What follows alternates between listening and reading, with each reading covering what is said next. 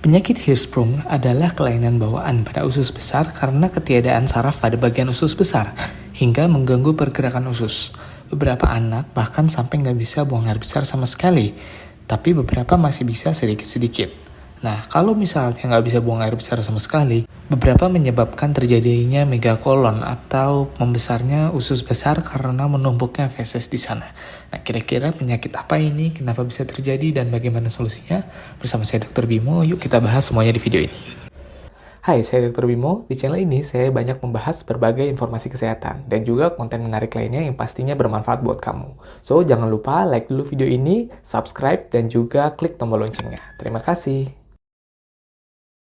Penyakit Hirschsprung adalah kelainan bawaan pada usus besar karena ketiadaan saraf pada bagian usus besar, sehingga mengganggu pergerakan usus. Ibaratnya, ketika usus kita nggak bisa bergerak untuk mendorong sisa makanan, maka rasa mules, rasa ingin BAB, bahkan keluarnya BAB bisa terhambat. Penyakit Hirschsprung ini umumnya diketahui sejak bayi baru lahir, namun pada kondisi yang ringan, biasanya masih bisa BAB, sehingga makin lama makin membengkak, sehingga bisa terdeteksi ketika anak sudah lebih besar.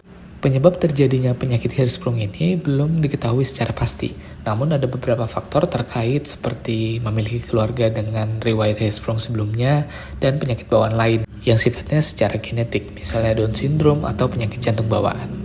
Penanganan dini dari penyakit Hirschsprung ini akan mencegah terjadinya pelebaran usus lebih lanjut.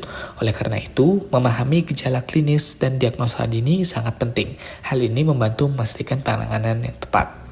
Nah, gimana cara mengenalinya? Penyakit Hirschsprung ini adalah suatu penyakit yang terjadi akibat nggak adanya saraf kan, jadi nggak ada pergerakan usus juga. Penyakit ini lebih sering ditemukan pada anak laki-laki dibandingkan perempuan, walaupun tidak menutup kemungkinan bahwa anak perempuan pun bisa mengalami Hirschsprung. Dalam kondisi normal, otot-otot di usus kan berkontraksi, mendorong tinja secara ritmis menuju rektum dan juga anus. Tapi kalau misalnya nggak ada, maka nggak ada yang bisa mendorong tinja atau sisa makanan agar bisa buang air besar secara lancar. Tapi panjangnya segmen usus yang mengalami Hirschsprung ini bisa bervariasi. Penyakit ini umumnya terdeteksi pada bayi yang sulit buang air besar dalam 48 jam pertama setelah lahir. Namun pada kasus yang ringan, mungkin baru terdeteksi beberapa saat setelahnya. Nah, tanda lain yang mungkin perlu dikenali adalah selain tidak BAB dalam 48 jam setelah lahir adalah sembelit kronis atau kesulitan buang air besar, perut kembung dan buncit, muntah, terutama muntahnya berwarna hijau atau coklat, pertumbuhan yang terhambat atau gagal tumbuh, diare dengan bau yang sangat busuk, serta infeksi usus serius seperti enterokolitis yang bisa menyebabkan diare dan juga BAB berdarah.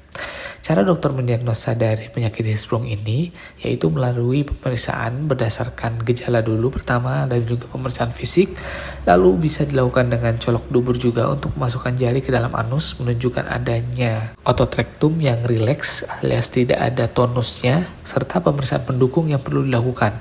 Biasanya meliputi ronsen perut untuk melihat pelebaran usus besar yang terisi oleh gas dan tinja, lalu pemeriksaan ronsen dengan kontras enema, lalu manometri anus untuk mengukur tekanan sfinkter anus dengan cara mengembangkan balon di dalam rektum, dan juga melakukan biopsi rektum untuk melihat ganglion sel saraf sampai sejauh mana segmen usus yang tidak memiliki dari saraf itu.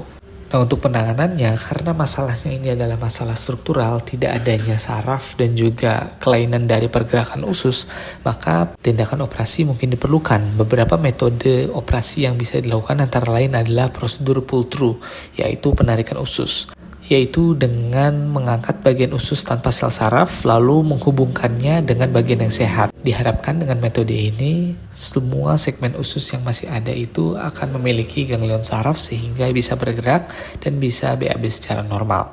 Lalu kolostomi atau ileostomi, jadi pada kasus yang parah, dokter mungkin akan membuat lubang stoma, yaitu adalah lubang di perut untuk saluran pembuangan tinja sementara. Sampai pasien stabil, maka operasi pull-through mungkin bisa dilakukan. Selain itu, lalu rehabilitasi pasca operasi dan juga penanganan enterokolitis mungkin juga diperlukan untuk meningkatkan dari kualitas hidup dari pasien. Selanjutnya, komplikasi dari penyakit Hirschsprung adalah bisa menyebabkan toxic megacolon, yaitu pembesaran dari usus besar sehingga menyebabkan keracunan atau enterokolitis yang parah. Maka dari itu penting untuk mendeteksi secara dini dan melakukan intervensi sedini mungkin untuk kualitas hidup daripada pasien dan juga kesehatan jangka panjangnya. Nah, itulah dia penjelasan terkait penyakit Hirschsprung. Semoga cukup jelas dan bisa dipahami. Saya Dr. Bimo, kita ketemu lagi di video berikutnya.